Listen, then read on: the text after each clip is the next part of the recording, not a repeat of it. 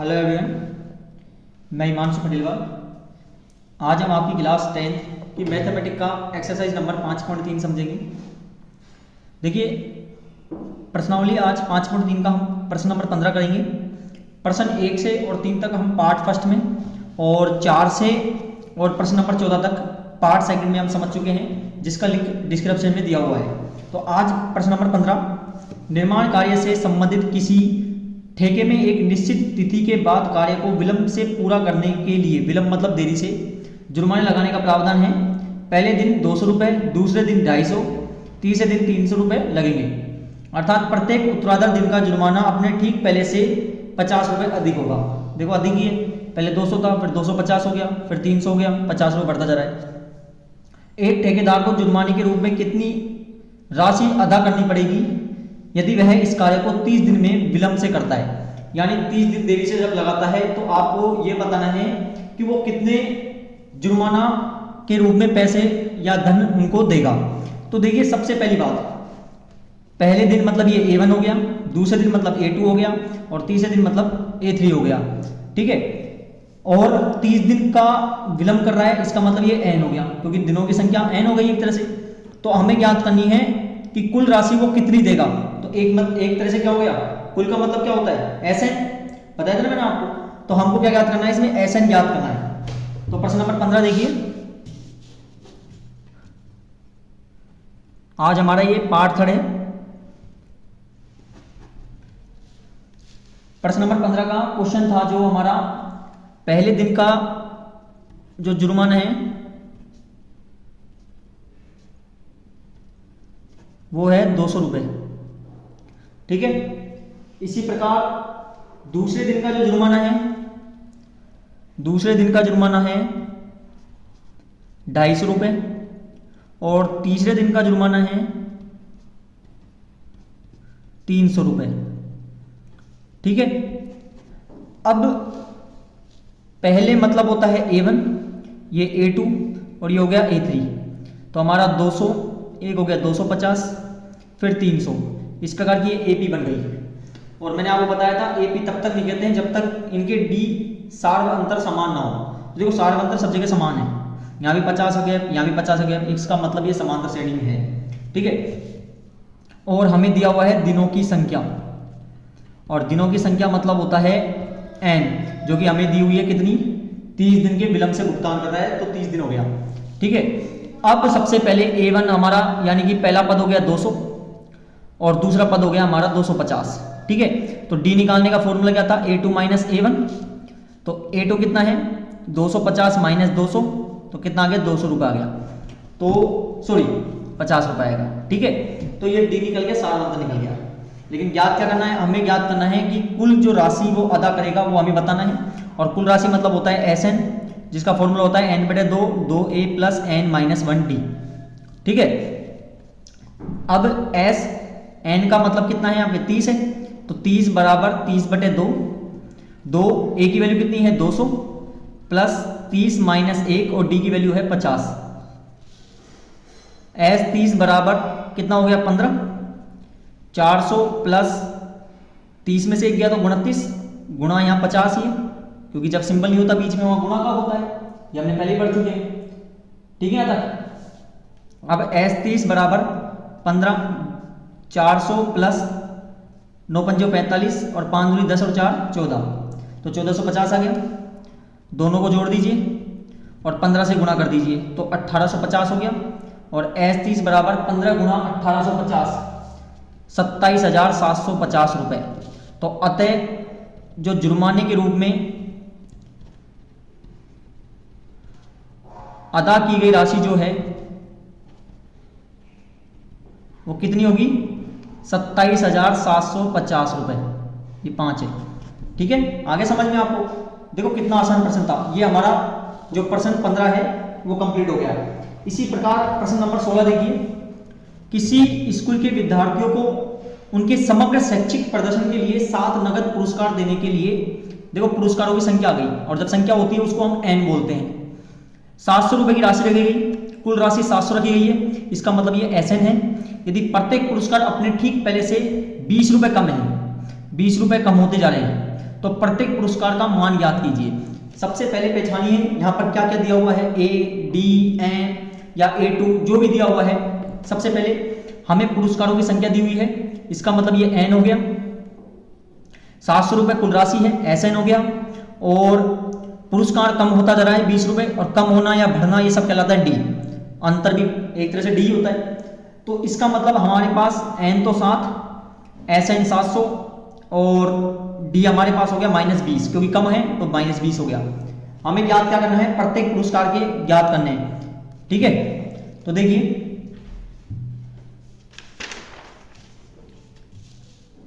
ये हमारा प्रश्न नंबर 16 है। सबसे पहले हमें दी हुई है नगद पुरस्कार, जो पुरस्कारों की संख्या है वह हमें दी हुई है 7, ठीक है।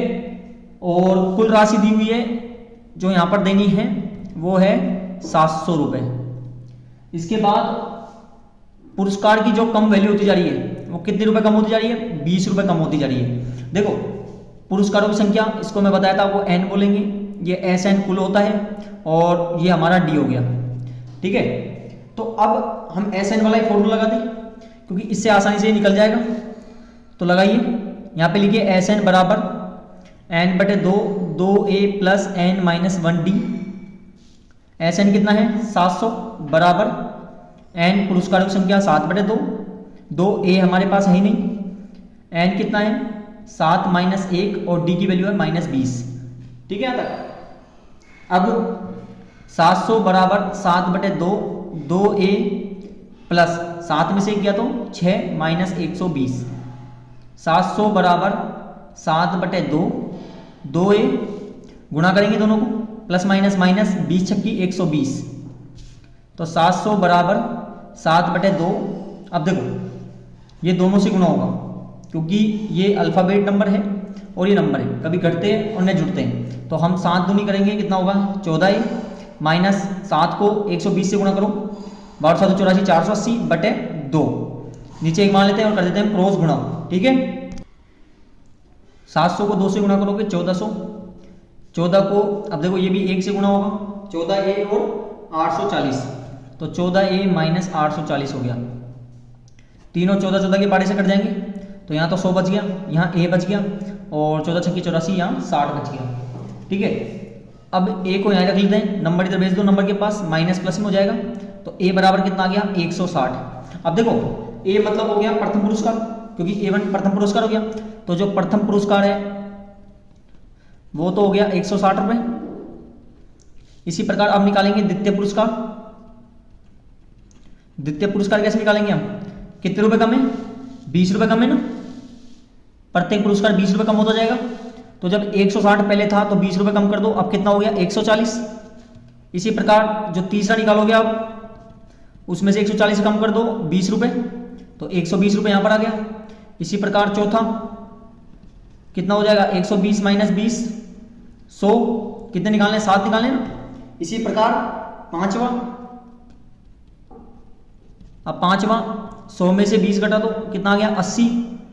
छठा 80 माइनस 20 बराबर 60, और सातवां 60 माइनस 20 बराबर 40, ठीक है। तो कुल पुरस्कार जो 7 हैं वो इस प्रकार रहेंगे 160 140 120 100 80 60 और 90, ठीक है। ये हमारा जो प्रश्न नंबर 6 था, सॉरी 16, इसके जो नगद पुरस्कार 7 हैं जो दिए जाएंगे वो इस प्रकार है, ठीक है। अब देखिए प्रश्न नंबर 17।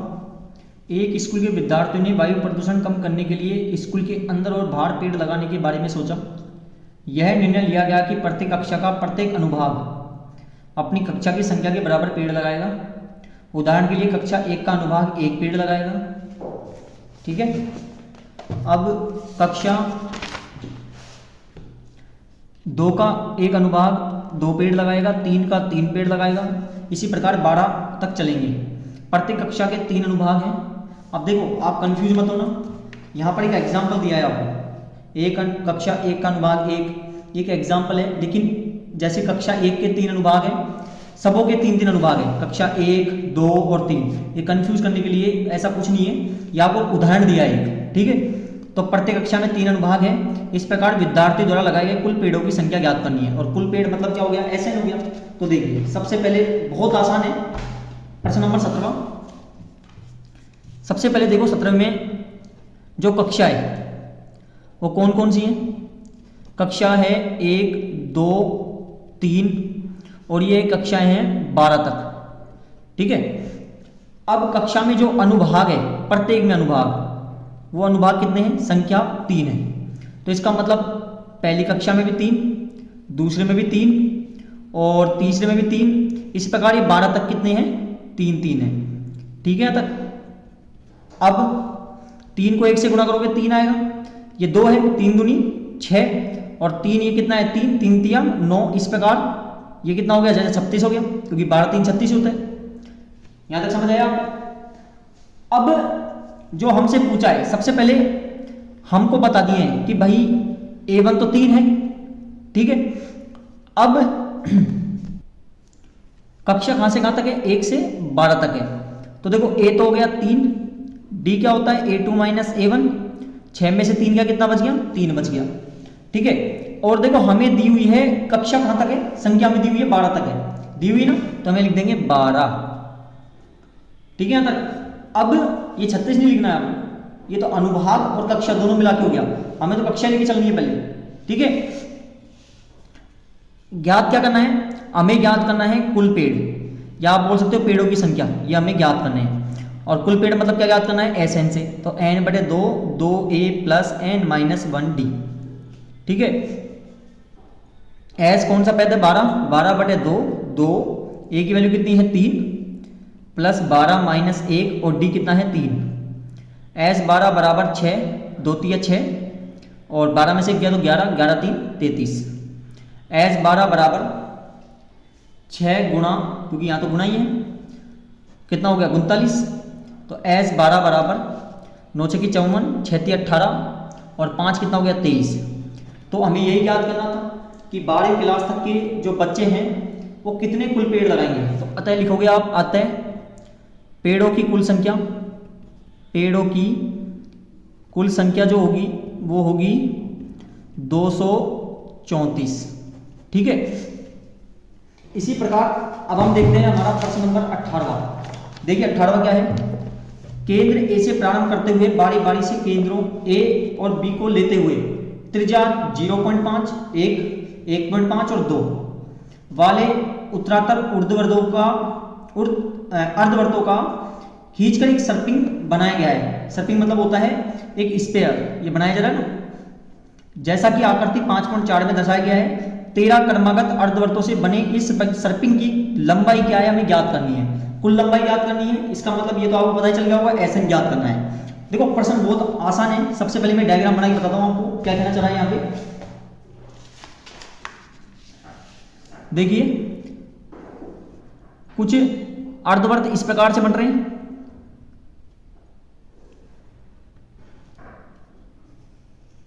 ये अर्धवृत्त इस प्रकार से बन रहे हैं, ठीक है ना, जिस प्रकार दिखाया हुआ है इस प्रकार अर्धवृत्त बन रहे हैं। यहां पर बताया हुआ आपको L1 है, यहां L2 है, ये L3 है, इसी प्रकार ये क्या हो गया L4 हो गया, फिर ये L5 हो गया। ऐसे कितने हैं, ये 13 है, ठीक है। आपको इनकी त्रिज्या दी हुई है, ये प्रश्न नंबर 18 है हमारा। अब जो त्रिज्याएं हमें दी हुई है वो दी हुई है 1, 1.5, 2 और एक 0.5 शुरू में है। तो देखो त्रिज्याएं कौन कौन सी, 5 त्रिज्याएं, 4 चीजें दी हुई ना। तो एक तो हो गई R1, फिर R2, फिर R3 और फिर R4। क्योंकि देखो 4 त्रिज्याएं हैं, चारों का अलग अलग मान है, इस प्रकार हम इसको रिप्रेजेंट करेंगे।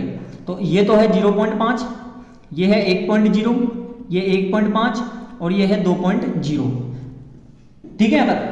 अब देखिए हमें ज्ञात क्या करना है, हमें ज्ञात करना है जो ये अर्धवृत्त बन रहे हैं इनकी कुल लंबाई कितनी है। मतलब ये यहां से यहां तक आया, फिर यहां गया, फिर इस प्रकार पूरा ये जो 13 बार बन रहे हैं, तो इनकी हमें कुल लंबाई ज्ञात करनी है, ठीक है।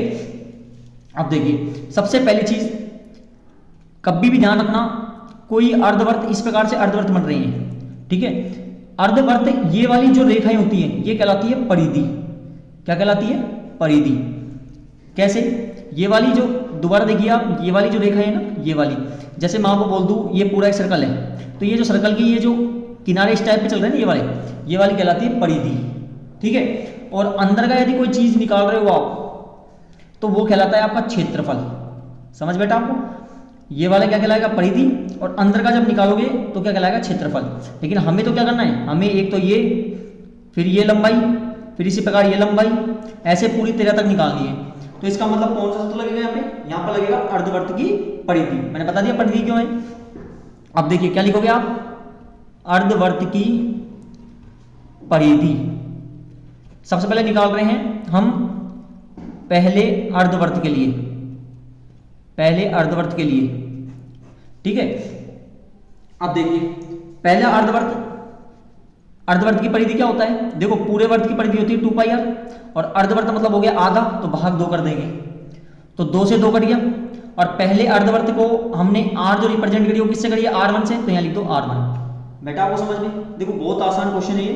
इसी प्रकार ये तो कटे गया, पाई का मान 22/7 होता है, r1 कितनी है? 0.5, पॉइंट हटाइए, एक संख्या बाद पॉइंट है, एक नीचे 0 लग जाएगी। ठीक है।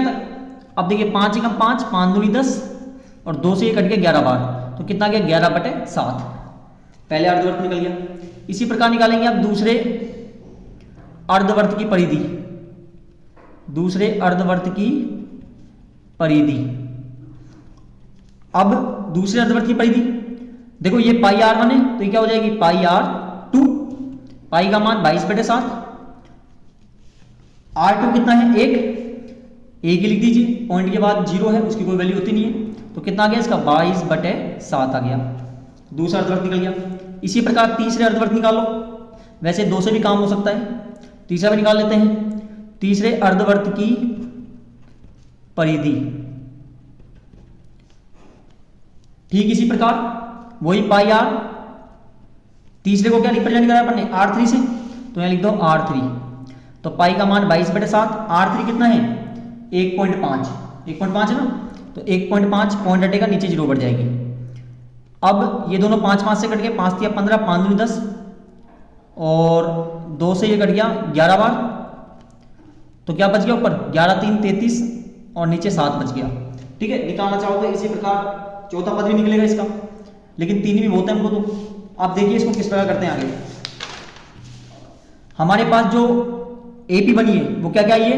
एक तो आई है देखो 11/7, एक आई है 22/7, और एक आई है 33/7। तो आप लिख दीजिए 11/7, एक है 22/7, एक है 33/7। इस प्रकार ये 13 तक है। यही तो बताइए 13 तक है। देखो प्रश्न बोल रहा है यहाँ पर कि 13 क्रमागत अर्धवर्त है, तो इसका मतलब इनकी अर्धवर्तों की संख्या कितनी है? कुल 13 है। और जब संख्या उसको हम किससे रिप्रेजेंट करते हैं? n से, तो आप क्या लिख दोगे? अर्धवर्तों की जो संख्या है वो कितनी है? 13 है, और संख्या को रिप्रेजेंट करते हैं हम n से। ठीक है। ज्ञात क्या करना है हमें? कुल लंबाई ज्ञात करनी है, और कुल लंबाई मतलब हो गया Sn, ये हमें ज्ञात करना है। अब देखिए a कितना हो गया, या a1 बोल दो 11/7, a2 हो गया 22/7। ठीक है। हमें क्या ज्ञात करना है? d का फॉर्मूला a2 - a1, 22/7 - 11/7, 7 एलसीएम हो गया, 22 - 11 बराबर क्या हो गया? 11/7 हो गया। ठीक है। ये हमारे पास d आ गया। ज्ञात क्या करना है हमें? Sn, Sn का फॉर्मूला क्या होता है? n/2, 2a + n - 1d। S कौन सा पद है? 13वां, तो यहाँ लिख दीजिए 13 बराबर 13/2, 2 a की वैल्यू कितनी है? a की वैल्यू हमें लिखा था 11/7, तो यहाँ लिख दीजिए 11/7, प्लस n कितना है? 13 - 1, और d कितना है? 11/7 हमने निकाला था अभी।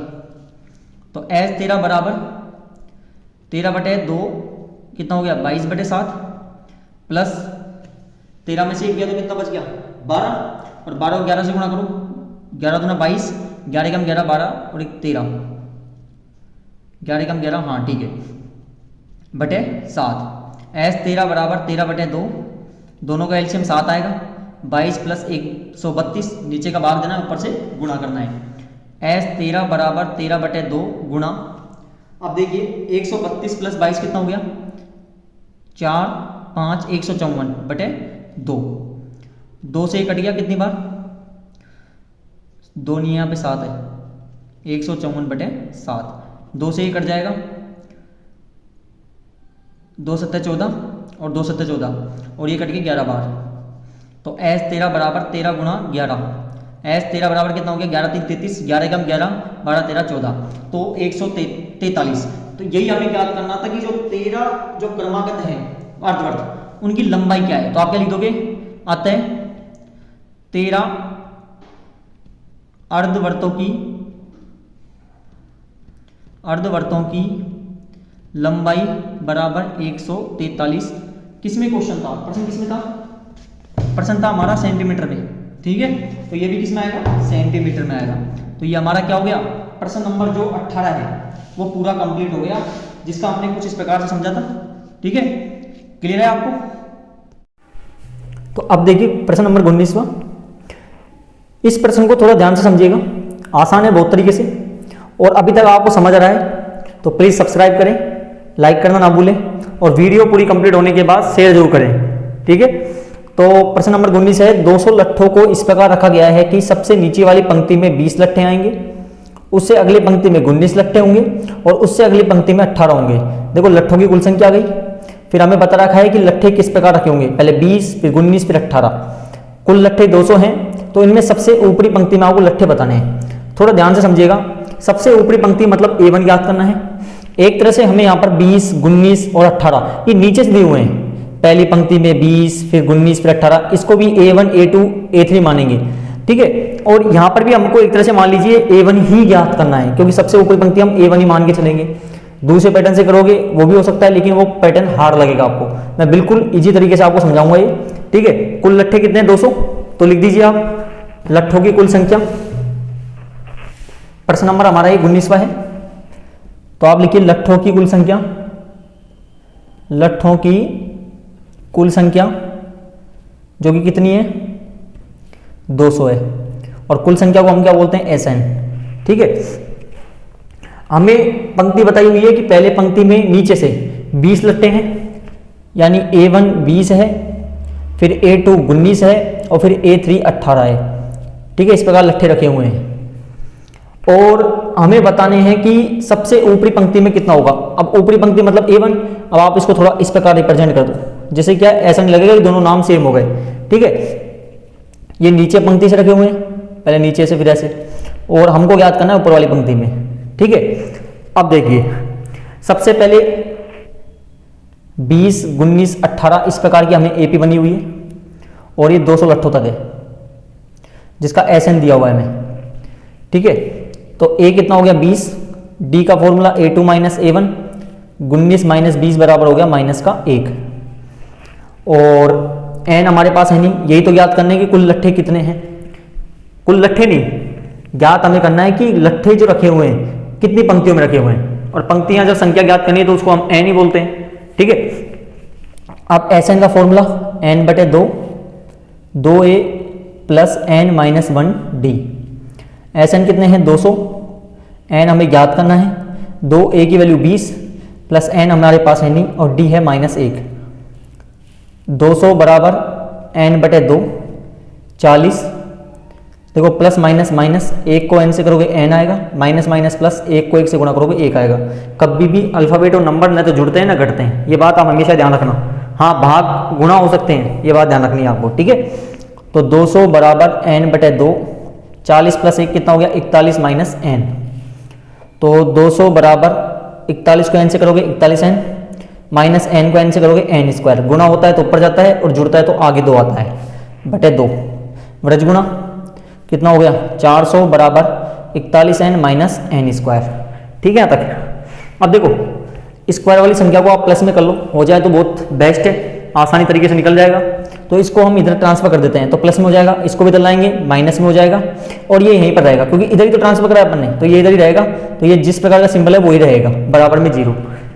अब 0 क्यों लगाया, क्योंकि यहाँ पर देखिए पहली वाली संख्या स्क्वायर में, फिर N में, फिर नंबर में, ये 400 है। कभी भी ध्यान रखना, कुछ इस प्रकार से जब डिजिट बनती है ना तो हम किस प्रकार सोल्व करेंगे। ये इस प्रकार बन रही है, पहला स्क्वायर में, फिर नंबर x की जगह n हो गया, और फिर c यानी होता है बिल्कुल एक नंबर हो गया, तो ये 400 नंबर हो गया। तो हम क्या करते हैं, पहले वाले नंबर और लास्ट वाले नंबर को सेम रखते हैं, और क्या करते हैं ध्यान समझिएगा, पहले वाले को तीसरी वाली संख्या से गुणा करते हैं। तो पहले आगे के नंबर कुछ नहीं है तो हम 1 मानेंगे, यहाँ 400 है तो कितना हो गया, 400 हो गया। तो अब यहाँ पर कहने का मतलब ये है कि ऐसी दो संख्या आपको इसके आधार पर आइडिया लगानी है जिनको जोड़े या घटाएं जब तो 41 आए और उसी से मल्टीप्लाई करें तो 400 आए। देखिए इसको ज्ञात करने का एक आसान तरीका है, वो है एलसीएम। इससे क्या संख्या टूट जाती है जो आसानी से मिल जाती है, 200, 200, 250, 225, 5, 5, 5, 1। ठीक है, अब देखो 2 दूनी 4, दूनी 8, 8 दूनी 16 और 50 25। थोड़ा आइडिया इस प्रकार मिलेगा आपको। तो 16 और 25 जोड़ोगे तो 41 आएगा, और 16 और 25 को गुणा करोगे तो 400 आएगा। पता चल गया देखो कितना आसान से। यहाँ माइनस है तो माइनस 16n माइनस 25n, क्योंकि दोनों संख्या माइनस में इसलिए रखनी पड़ेगी जब भी तो माइनस माइनस प्लस होगा और फिर आंसर आएगा माइनस में। दो के जोड़े बनते हैं जब 4 संख्या आती है, बराबर में 0 चल रहा है। इनमें क्या मैच करेगा, n। भाई यहाँ 2n है, यहाँ पर 16n है, मैच ओनली n ही करेगा, तो यहाँ तो n बच गया और 16 बच गया। माइनस इन दोनों में मैच करेगा 25, क्योंकि दोनों 25 के पारे में आते हैं। तो 25 से 25 कट गया n, माइनस प्लस माइनस 25 का भाग 400 में दोगे 16 आएगा, बराबर का 0। आपको चेक करना है आपको यहाँ तक सही है कि नहीं है। तो देखो बीच वाला जब मैच कर रहा है ना आपका बिल्कुल सेम और सिंबल भी सेम, तो आप यहाँ तक बिल्कुल सही है। तो एक तो हम लिख लेंगे अंदर का n माइनस 16, एक तो अंदर वाली डिजिट लेनी है कोई एक इनमें से, दोनों में से, और एक n माइनस 25 लेनी है, n माइनस 25 बराबर 0। n माइनस 16 बराबर 0, पहले तो n ये इधर चल जाएगा, किस में हो जाएगा प्लस में, तो n बराबर एक तो 16 आ गया, और दूसरा n माइनस 25 बराबर 0, n ये इधर चल जाएगा, किस में हो जाएगा 25, तो n बराबर कितना आ गया 25।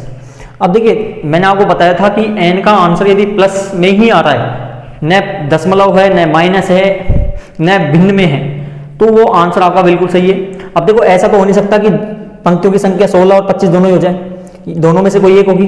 अब चेक करने के लिए यहाँ कर देता हूँ मैं ना, चलो ठीक है नए पेज में देख लेते हैं। अब चेक करने के लिए पहला n बराबर कितना आया है, 16 आया है। ठीक है, अब इसका मतलब हो गया a16, क्योंकि 16 पंक्ति है, और a16 का फॉर्मूला मैंने बताया था आपको, a plus 15d, last part में हम समझ चुके हैं। ठीक है, अब तो देखो a कितना है, a है 20 और d की वैल्यू है -1, तो a कितना है 20 प्लस 15 माइनस 1, तो 20 प्लस माइनस माइनस तो कितना आ गया 5 आ गया।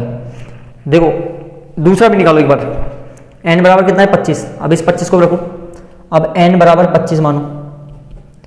ठीक है, यानी a 25 बराबर, अब हमारा ये प्रश्न नंबर 20 अंतिम है 5.3 का। एक आलू दौड़ में प्रारंभिक स्थान पर एक बाल्टी रखी हुई है जो पहले आलू से 5 मीटर की दूरी पर है तथा अन्य आलू से एक सीधी रेखा से परस्पर 3 मीटर की दूरी पर रखा गया है। इस रेखा पर 10 आलू रखे गए हैं। प्रत्येक प्रतियोगी बाल्टी से चलना प्रारंभ करती है, निकटतम आलू को उठाती है, उसे लेकर वापस उसे दौड़कर बाल्टी में डालती है, दूसरा आलू उठाने के लिए वापस दौड़ती है उसे। अब देखो मैं इसको आपको डायग्राम समझाता हूँ क्या कहना चाह रहा है, तभी आपको आसानी समझ आएगा। देखिए प्रश्न नंबर ये हमारा 20वां है। आपसे क्या बोल रहा है, देखो एक आलू दौड़ में प्रारंभिक स्थान, इस प्रकार से मैं स्थान बना देता हूँ। यहाँ पर एक बाल्टी रखी हुई है, यहाँ पर एक क्या रखी हुई है, बाल्टी है। ठीक है, और पहले जो आलू है वो 5 मीटर की दूरी पर रखा हुआ है। यहाँ पर एक आलू है जो यहाँ से और बाल्टी से और इस पहलू आलू की जो दूरी है वो 5 मीटर है। ठीक है, इसी प्रकार अगला जो आलू रखे हुए हैं वो 3-3 मीटर की दूरी पर रखे हुए हैं, फिर यहाँ 3 मीटर की दूरी पर, फिर अगला 3 मीटर की दूरी पर, और फिर अगले 3 मीटर की दूरी पर। आया समझ में आपको यहाँ तक? तो आपसे क्या बोल रहा है, उसे उठाकर, यानी कि पहले यहाँ से आती है, प्रतियोगी यहाँ पे खड़ी है, फिर यहाँ से जाती है, आलू उठाती है, बाल्टी में डालती है। तो देखिए कितने राउंड लगे, यहाँ से यहाँ आई, फिर वापस डाल के इसमें डाली, तो 5 कितनी बार हो गया, 2 बार हो गया, तो 5 दूनी 10, तो एक बार में कितना चला 10 मीटर। फिर यहाँ से आएगी, फिर ये आलू उठाएगी, फिर वापस इसमें डालेगी। कितना चल गई? 5 और 3 8 मीटर। तो 8 कितनी बार कटाइए? 1 और 2 बार, तो 8 दूनी कितना हो गया? 16। बैठा समझ में नहीं बैठा आपको? तो सबसे पहले हम निकालते हैं A1, और A1 कितना होगा मैंने बताया आपको। आलू कहाँ से उठाएगी? यहाँ से। तो बाल्टी की यहाँ के प्रतियोगी यहाँ पे खड़ी है, यहाँ पे खड़ी है, ठीक है। तो यहाँ से जाएगी, आलू को उठाएगी और बाल्टी में डालेगी। तो कितना चल गई? 10 मीटर। पता चल गया कैसे भाई? 5 को 2 बार गुणा कर दो, क्योंकि 2 बार राउंड लगा रही है आगे। इसी प्रकार A2 यहाँ से यहाँ तक जाएगी, आलू उठाएगी, डालेगी। तो कितना चल गई? 5 और 3 कितनी बार चलेगी? 2 बार। तो कितना हो गया? 5 और 3 8, 8 दूनी 16। A2 है, सॉरी है ना। फिर तीसरी बार जाएगी, यहाँ से यहाँ तक जाएगी। अब तो 5 और 3 8 और 3 11, कितनी बार राउंड कटेगी? 2 बार। तो कितना हो गया? 22। देखो कितना आसान क्वेश्चन है। अब हमारी ए पे तैयार हो गई, पहला 10, फिर 16, फिर 22, इस प्रकार से चल रही है, ठीक है। फिर क्या बोल रहा है आगे आपसे? इस रेखा पर 10 आलू रखे हुए हैं, आलूओं की संख्या दी हुई है, आलूओं की संख्या, और वो हमें दी हुई है कितनी? 10। और संख्या को हम क्या बोलते हैं? एन ही तो बोलते हैं। ज्ञात क्या करना है? हमें ज्ञात करना है कुल कितनी दूरी तय करेगी। और कुल दूरी मतलब क्या हो गया? कुल दूरी मतलब हो गया, बताइए क्या हो गया? Sn, ठीक है। तो Sn ज्ञात करना है। Sn का formula n/2, 2a + n - 1d। S कौन सा पद है? 10 है। 10/2, 2a की वैल्यू कितनी थी? 10, 10 ही तो a, प्लस n कितना है? 10 - 1, और d कितना है? d है 5। कितना था d? अभी निकाला नहीं? निकाला कि d हमने? d निकालो। d का फॉर्मूला a2 - a1। a2 कितना है? 16 - 10 बराबर कितना हो गया? 6 हो गया, ठीक है। तो S10 बराबर 2 पंजे 10, कितना आ गया? 20, प्लस d की वैल्यू कितनी है? 6। 10 में से 1 गया तो 9, 9 छक्की कितना होता है? 54। समझ रहा है आपको? तो S10 बराबर 5 गुणा, दोनों को जोड़ दो, कितना हो गया? 74।